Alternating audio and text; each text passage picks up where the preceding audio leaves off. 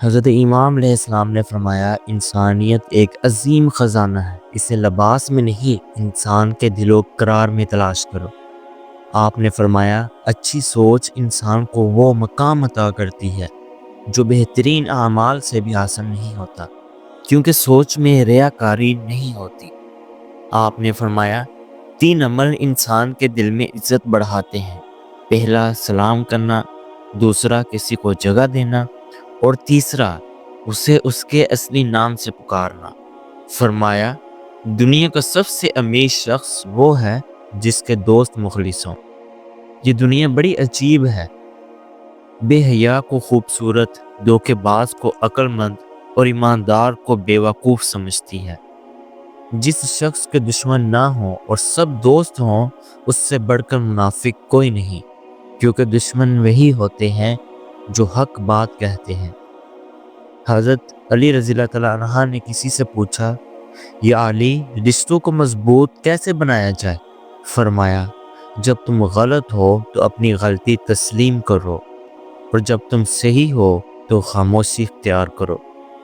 فرمایا، اگر کوئی تم سے روٹھ جائے اور پھر تم سے ملنے کو ترسے تو اسے کبھی مت کھو، کیونکہ وہ تم سے بے پناہ محبت کرتا ہے۔ محبت سب سے کرو، لیکن اس سے زیادہ محبت کرو جس کے دل میں تمہارے لیے تم سے بھی زیادہ محبت ہو۔ ایسے شخص کو کبھی مت کھو جس کے دل میں تمہارے لیے محبت، فکر، عزت اور چاہ ہو۔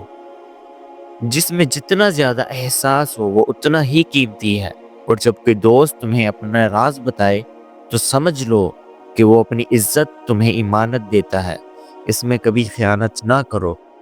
حضرت امام علیہ السلام نے فرمایا، جس نے تمہارے ساتھ برائی کی ہو اس کے ساتھ احسان کرو، کیونکہ احسان بد زبانوں کی زبانیں بند کر دیتا ہے۔ اگر کوئی تم سے جلتا ہے تو غصہ کرنے کی بجائے اس کی جلن کی قدر کرو، کیونکہ وہی لوگ تمہیں خود سے بہتر سمجھتے ہیں۔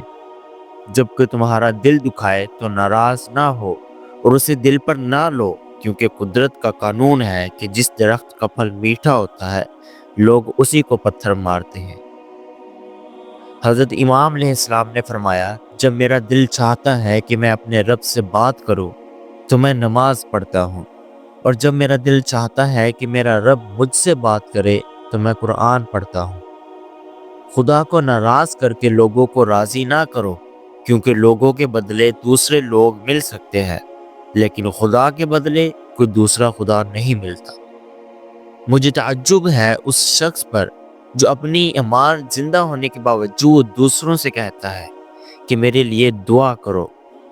اگر تمہاری قسمت پہلے سے لکھی جا چکی ہے تو دعا کا کیا فائدہ؟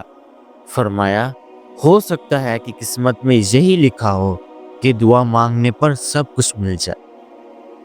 ساری دنیا کے لوگ تجھے اپنے فائدے کے لیے چاہتے ہیں، صرف تیرا رب ہی ہے جو تجھے تیرے فائدے کے لیے چاہتا ہے۔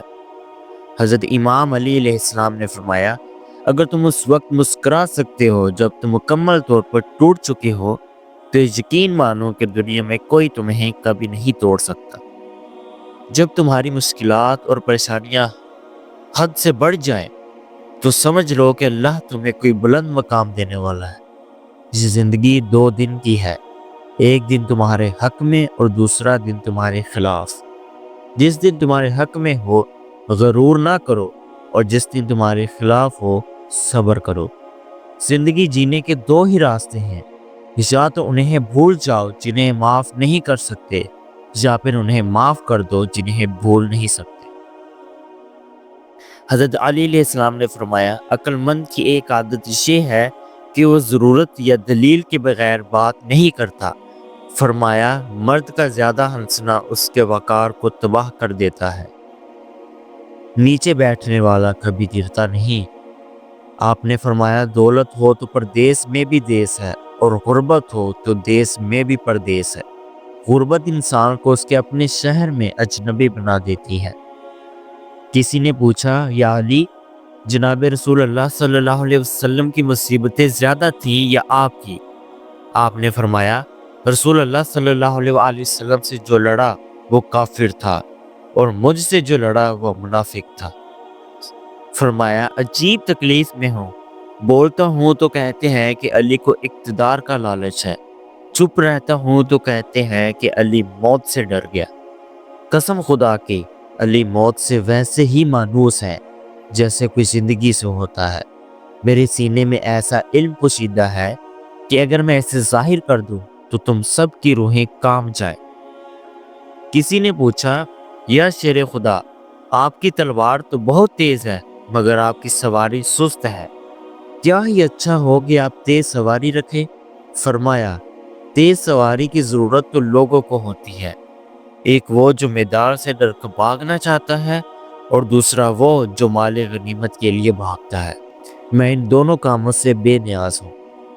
حضرت امام علی علیہ السلام نے فرمایا، صرف دو لوگ مقدر والے ہوتے ہیں، ایک وہ جنہیں وفادار دوست ملتا ہے اور دوسرا وہ جن کے ساتھ ماں کی دعائیں ہوتی ہیں۔